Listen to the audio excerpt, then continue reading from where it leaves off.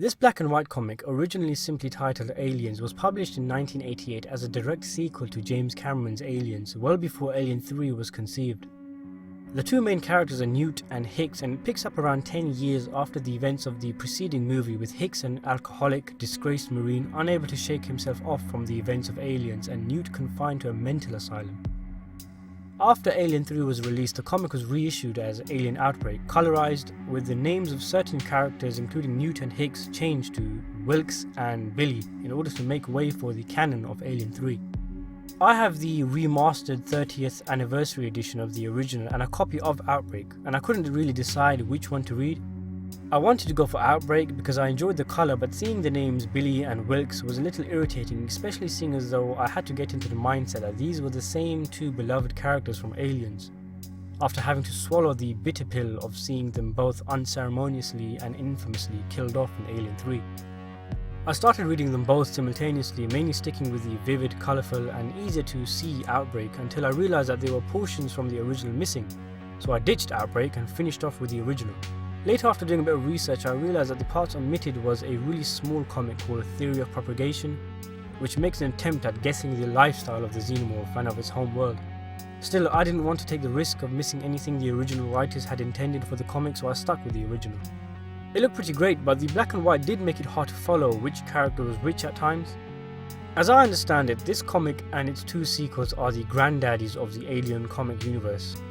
They act as the backbone, and most of the Alien Dark Horse comics in the universe take place in mind with the events of these comics already having taken place, making them essential reading before delving into the Alien comics.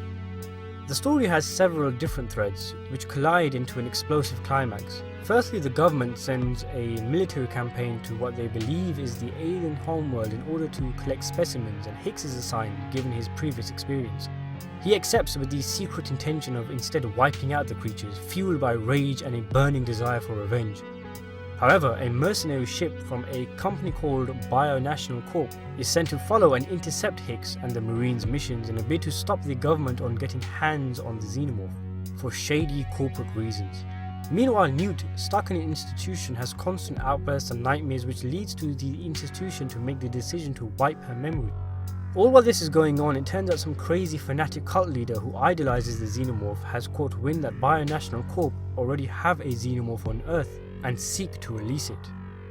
A lot of it sounds pretty out there and a little too crazy to act as a genuine sequel to James Cameron's Aliens, but trust me when I say it is handled tremendously. It really is an engaging and fulfilling story, which had some great twists and turns that had my eyes glued to the pages. There were times I thought I knew where the story was going, but the comic was a few steps ahead of me, with the writers really making ballsy decisions which have massive implications for the future. The scale is even greater than Aliens, and there's plenty of the franchise's trademarks like marine action, android philosophy, shady corporations, and heroes you can get behind, sticking it to the man.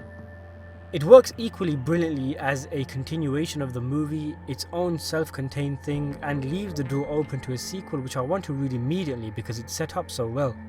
I can see why a lot of people consider this to be the true Alien 3, and I definitely would have preferred it if this was the movie sequel to Aliens as opposed to David Fincher's rather unfortunate movie. One of the main reasons is something the comic doesn't do rather than what it does, which is that it isn't a Ripley story. She's mentioned offhandedly, but the story moves on and is more expansive and shows us a lot more regarding the alien universe, not being restricted by making it all about Ripley, something I felt was one of the flaws of Alien 3. The comic does well not to get carried away with the pew pew pew evil monsters aspect. The human element is the very core of the comic, with love, desperation, survival, revenge all explored, ultimately being wrapped up in themes of loneliness and isolation. I didn't expect to go into an alien comic examining the human condition, but there you go. Credit to the writer. Outbreak was delightfully grim, with the aliens tearing people in half not even being the most depraved thing in the comic. Seeing people torture each other and treating other humans as a commodity to get closer to acquiring the xenomorph, destroying themselves in the process, shows just how low people are willing to sink. And the most disturbing scenes actually involve humans themselves. As stated, there's a lot of exploration of the universe done, including the derelict in the original Alien and the space jockey. I was much more taken to the comic's interpretation of the space jockey than the crap that Ridley Scott's Prometheus came up with. There's one or two times you think to yourself that the comic may have tried to tackle a little too much too quickly, handicapping its rhythm and focus, but it doesn't take away from the fact that what it does very well. It feels like an organic continuation of Aliens, and it is an exhilarating action horror romp. I give it a 9 out of 10.